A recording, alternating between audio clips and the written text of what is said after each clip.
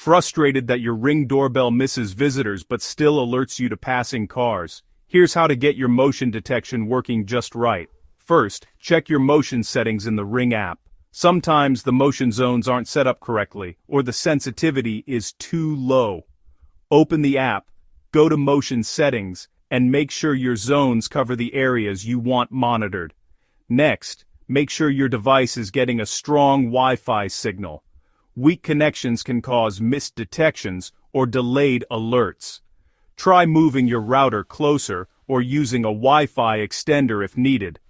Also, check for obstructions.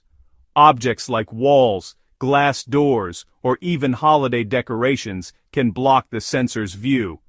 Make sure the camera lens is clean and has a clear line of sight. Don't forget to update your Ring app and device firmware. Updates often fix bugs that can affect motion detection. Finally, if you've tried all this and still have issues, consider restarting your Ring doorbell or reaching out to Ring support.